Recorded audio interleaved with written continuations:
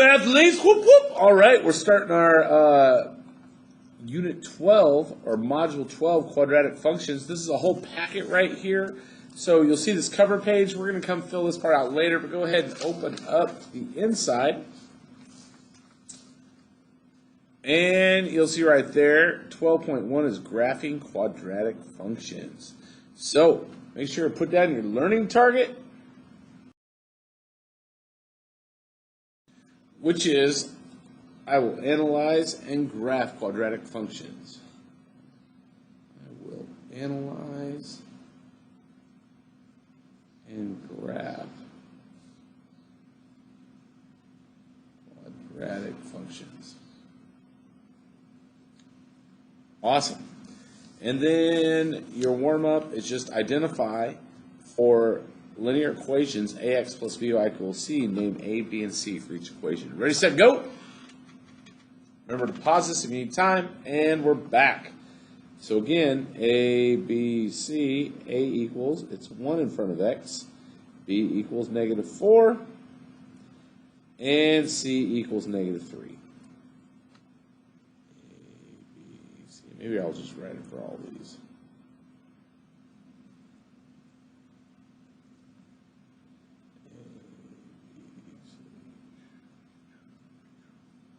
All right, start a equals 3 here, -6 for -6y, and 5.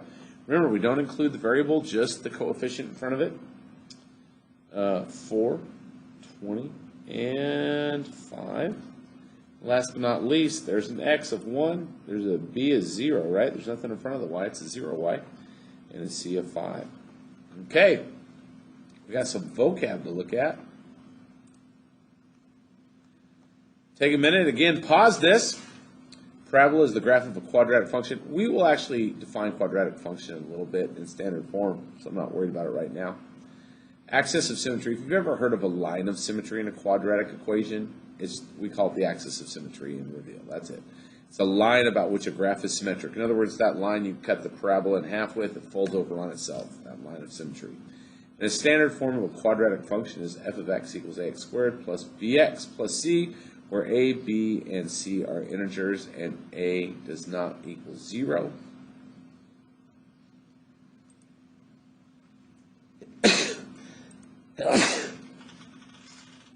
Excuse me. Whew. Awesome. Okay, so we're going to move on with our day.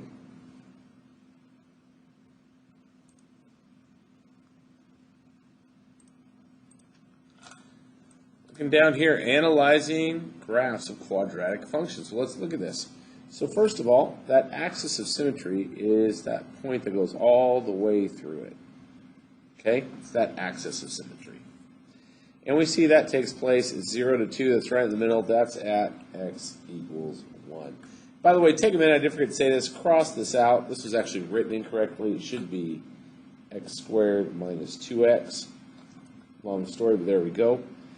And then to find the exact vertex, it appears to be at 1, -1, right? Because this axis of symmetry is always the x value of the vertex.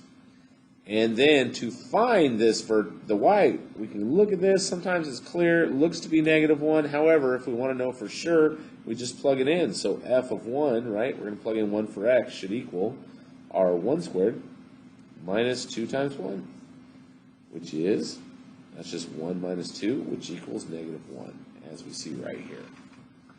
Then, a maximum or a minimum. If a parabola opens down, there's going to be a maximum point at that vertex. If a parabola opens up like this one does, the minimum point will be at the vertex right here. So that minimum point is 1, -1 as well. And intercepts. We want to look at both x and y. So we see our x-intercepts always take place where y is 0. Okay? And let's see, where is that? We have one at 0, 0 here, and one at 2, 0.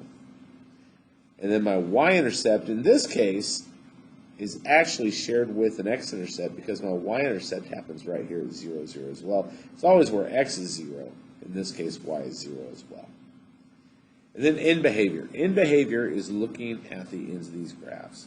So as x goes to positive infinity and as x goes to negative infinity, what's going on? And at the end of the day, the end behavior is, again, if it opens up, it's always going to be positive infinity. And if it opens down, it's going to be going to negative. Okay? So in this case, we see the end behavior is that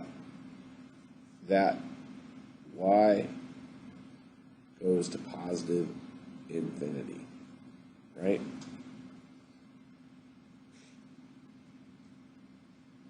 Okay, now we're going to talk about this next graph. Kind of do the same deal right there. So let's look at it. Where's that axis of symmetry?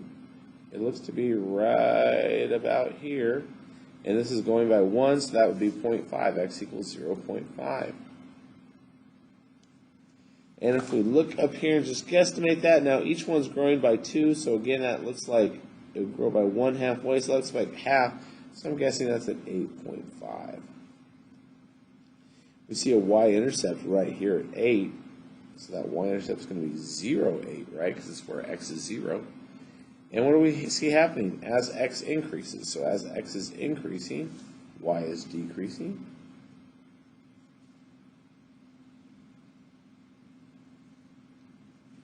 And as x is decreasing, y is also decreasing. So this opens down. Okay. Boom. Again, pause if you need to. Write it down. I want you guys try to write down as much as you can about this one right here. Pause it. I'll take a quick yawn. Oh, excuse me. And then let's do this. So axis of symmetry, again, looks to be right here, which is at x equals -1. Have that -1 there. And what does appear that our y value is for the vertex right there? I think that would be safe to say it's at 5. Our y-intercept is right here at 0, 6. And for this one, whether x is increasing or decreasing, y is increasing. We'll just abbreviate it. Abbreviations are good. Take a minute, write down the standard form of a quadratic equation, which is f of x equals ax squared plus bx plus c, for a, b, and c that are integers, and a cannot equal 0. The reason a can't equal 0 is if a equals 0, then 0 times x squared is 0, and this would become a linear equation, not a quadratic equation. So there is that. And then, once you have that, pause this, write it down. Here's some examples here. I would like to go back to that cover page I told you we would work on a little later.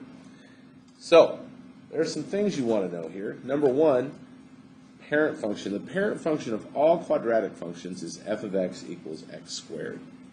That'll matter more in the next lesson when we look into vertex form and what's being done to manipulate a quadratic equation. The standard form, again, is f of x equals ax squared plus bx plus c. The type of graph, quadratic equation, is always going to be a parabola.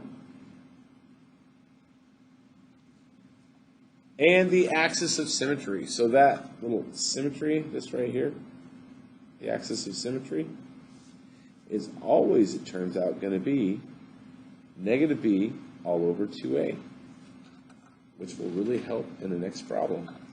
Our y-intercepts are always at 0, c. So whatever this c value is the y-intercepts, which makes sense. The y-intercepts where x is 0, so if x were 0, that should be ax squared, then that would go to 0, that would go to 0, and we'd just be left with c. Our end behavior is always positive and going to positive infinity if it opens up, and negative going to negative infinity if it opens down. Last but not least, when is it increasing? So if I move from left to right,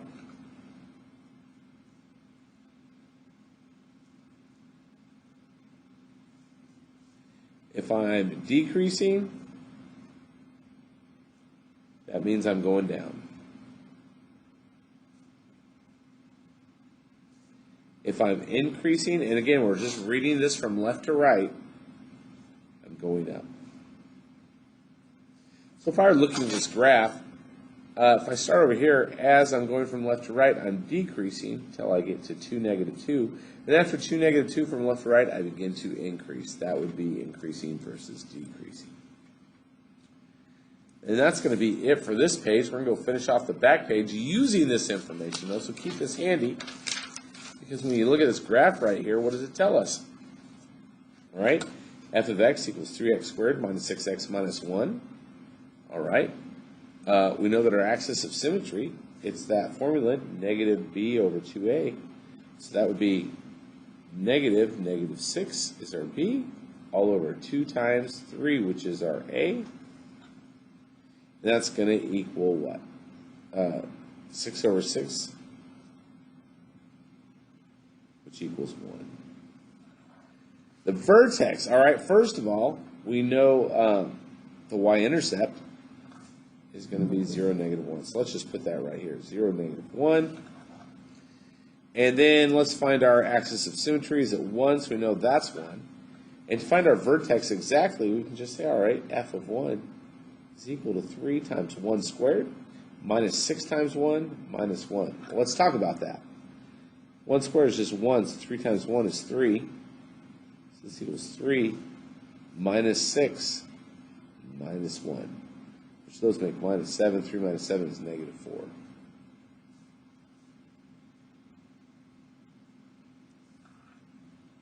And now we can graph it. So let's look right over here. Okay?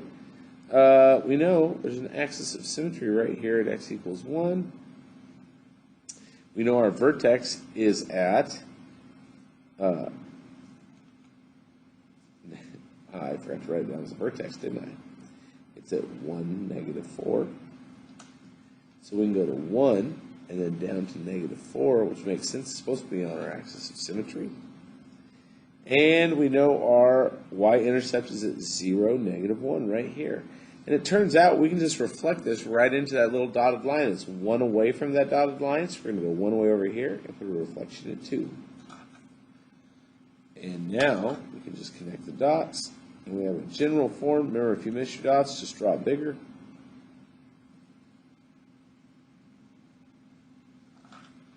Look at that. We just graphed a parabola. Look at that. And our last problem is going to be a skiing problem.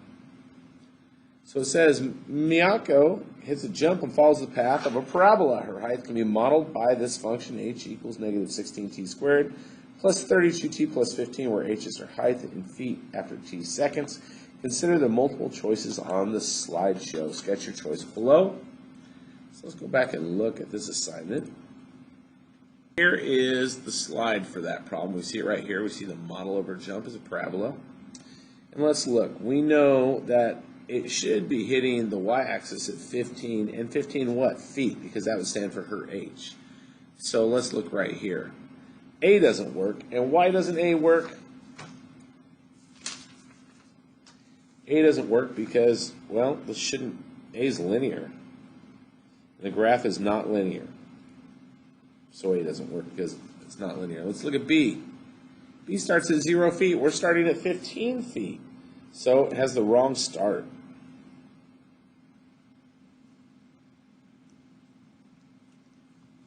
And let's go down here to C. C starts at 15 and height is over here. It's going to end up being C. And if I look over here, the reason why it's not D is notice that where H is supposed to be height, this has our height in seconds mixed up, where it starts at 15 but it's 15 seconds. That's incorrect. So D is time is on the wrong axis. I'll show you what this looks like afterwards, y'all. And we can check that. Boom, look at that. And then go down here. Oh, I forgot to reset resources on this page. We're good now. So positive and negative intervals where the function is positive represents Miyoko's airtime. Okay. Relative maximum, Miyoko reaches a maximum height of about, let's go see. I don't know why I did that. So it should be C. Good job, I'm good. So a maximum height looks to be right here, about 31 feet. 1 second after launch, increasing and decreasing. The function is increasing for, let's see. So I'm increasing, and then I go to decreasing after that. So I'm increasing for, let's see, x is less than 1 second. And I'm decreasing for x is greater than 1 second, because as I go greater than 1 second, what happens? It starts to curve down, and that's decreasing, correct? Miyako was in the air for about, well, let's look, looks about 2.4 seconds. The end behavior of the function represents Miyako starting and returning to the ground. Because Miyako was in the air for approximately 2.4 seconds, hey, look, I was right. The relevant domain of the function is all non-negative real numbers less than 2.4 because time cannot be negative. That makes sense. The relative range of the function is a set of y such that